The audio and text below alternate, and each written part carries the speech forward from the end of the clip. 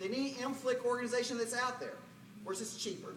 And maybe that will be our saving grace, is they'll cast away the expensive product and wrap their arms around the family life philosophy and ministry.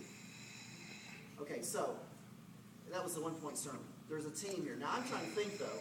There's no more dotted lines that I can think of. But you got to know this. In the National Guard, who is the parallel organization to soldier family ministry in the National Guard? Well, the answer to that question is, it looks like two people. It looks like Rebecca Montgomery, who's the Strong Bonds chaplain at the National Guard Training Center there in Arlington, Virginia, and couple that with Ron Martin Minnick, who is the National Guard Bureau. I think he's actually called Family Ministry Chaplain. So that's what Soldier Family Ministry looks like in the Guard. And then if you ask the question, who is the Soldier Family Ministry person, if they're identifiable, over in the reserve component? Well, that looks like one person, which is Chaplain Matt Griffith. And he does strong bonds, and if there are family ministry questions in the U.S. Army Reserve Command, USARC, he's the guy that's answering those questions. And all those lines go right towards Scott Weichel. So, Scott Weichel is moving among the team, and he can't see everything. And so it's really important that we communicate to each other. Just like teams talk about who's got the ball and all those other things you might come up with out of this analogy.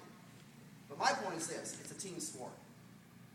And all the good that is happening, it's happening because every team member in their position, wherever that is, doing what they can do in that place, is you're making a difference.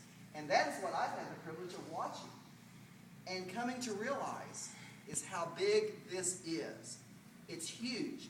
And all I can tell you is that I wish I had understood, maybe it's impossible to understand, the total Army picture. Half the Army downrange is Guard and Reserve. It's not active duty. Now think about that. And from a soldier family ministry point of view and family life chaplain point of view, that is the big frontier.